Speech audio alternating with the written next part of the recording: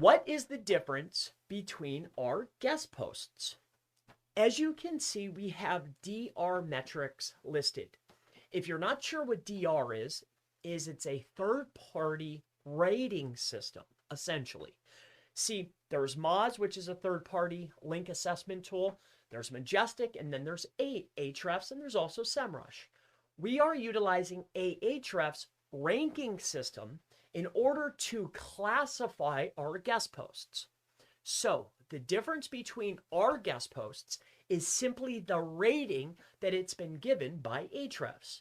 For instance, you come to our site, you can see we have DR20, DR30, DR40, DR50, and there's a price difference because of the quality of that link.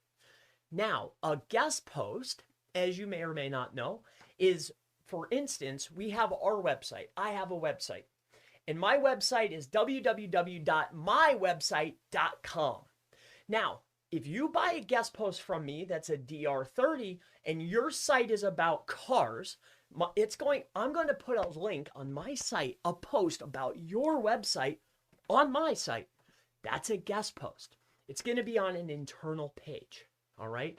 I hope this makes sense to you. I'm trying to explain this in the most simplest way. I have a website. I'm going to create a post about your website and post it. I'm going to link back to your website. That's a guest post. That's what we're offering. And the differences between the options that I have available for you is going to be based on Ahrefs ranking system. And the ranking system is based on the power or the quality of the backlink.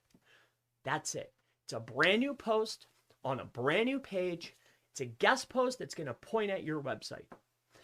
That's the difference. So my name is Chris Palmer with chrispalmer.org, and I hope this answers the question for you.